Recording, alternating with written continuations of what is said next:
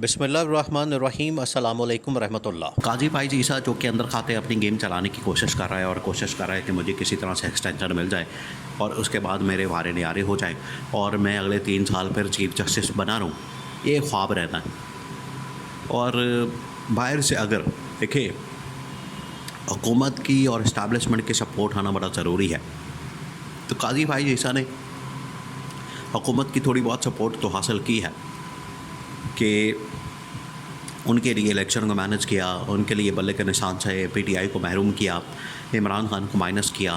عمران خان کے تمام آئینی قانونی حقوق ان سے چھین لیے، عمران خان کے اوپر مقدمات بناتی ہے، عمران خان کے اوپر کیسز بناتی ہے۔ یہ تمام کام جو ہے قاضی فائز عیسیٰ نے بڑے زبردست طریقے سے کیا ہے۔ وہ تمام کام اس مقصد کے لیے قاضی فائز عیسیٰ کے ذمے سونپے گئے تھے کہ قاضی فائز عیسیٰ یہ کام کرے گا، اس کے بدلے میں قاضی فائز عیسیٰ کو ایکسٹینشن مل جائے گی حکومت سے۔ کہ حکومت جو ہے وہ ایک جعلی حکومت آ جائے گی، ایک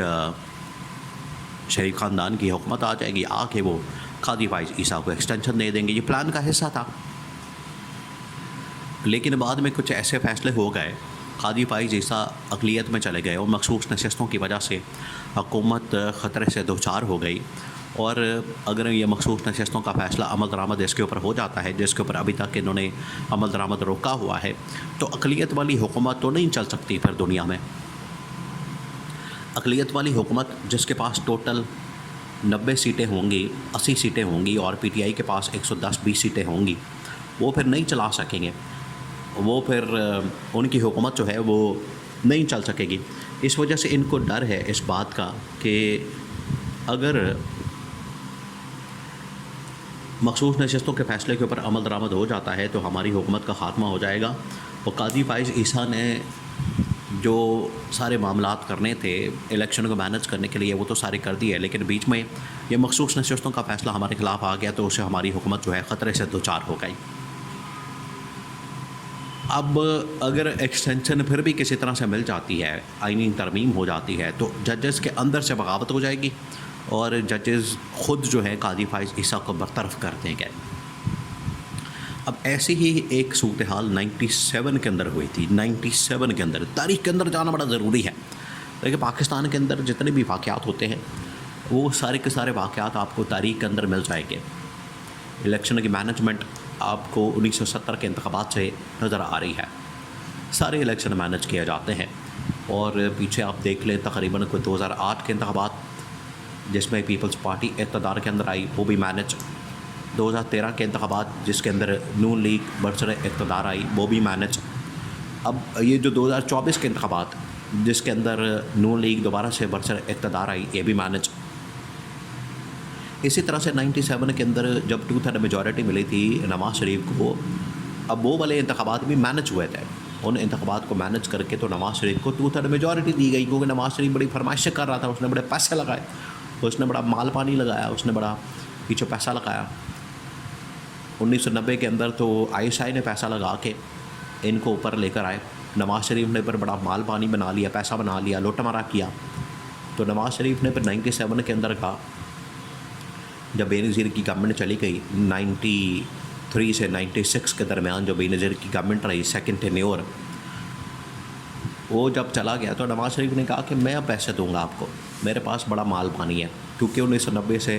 جو 92-93 تک اس کی حکومت تھی نواز شریف کی، اس کے اندر اس نے موٹر وے جیسے پروجیکٹ بنا کے بڑا مال پانی بنا لیا، جس میں لندن کے فلیٹس وغیرہ خرید لیے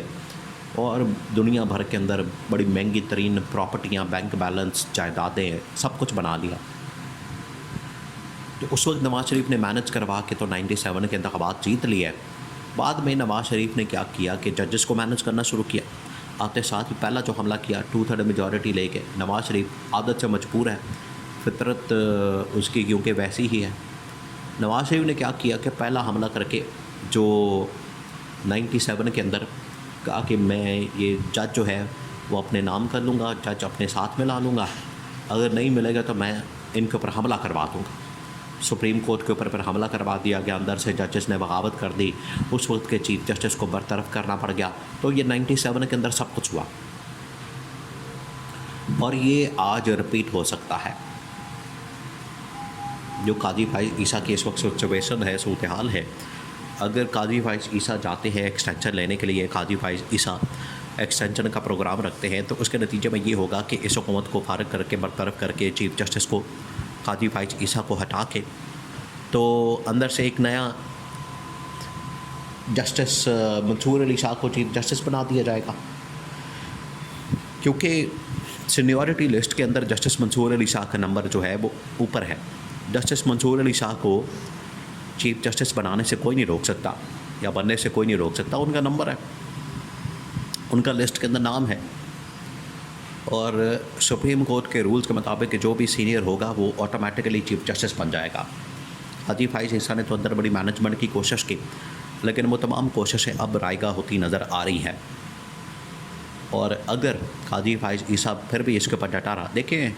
اگر قاضی فائز عیسیٰ ایک ایکسٹینشن لے لیتا ہے تو اس کے بعد جو 3 ججز ہیں بغیر چیف جسٹس بنے ریٹائر ہو جائے گے، وہ کوئی نہیں قبول کرے گا۔ جسٹس منصور علی شاہ پہلا جج، دوسرا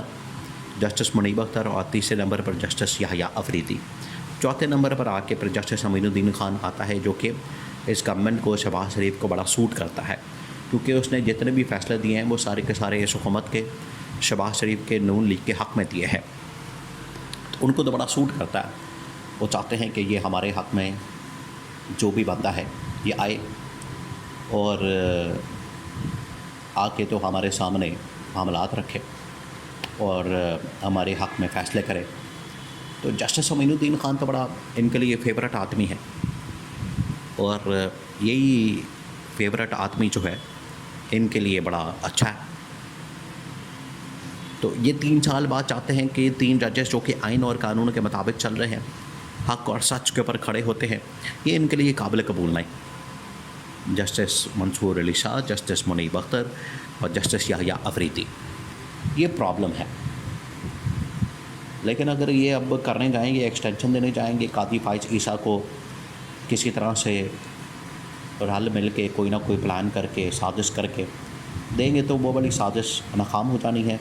ترمیم اڑ جانی ہے، اور قاضی فائز عیسیٰ کے خلاف بغاوت ہو جانی ہے، اور اس کے نتیجے میں یہ ہوگا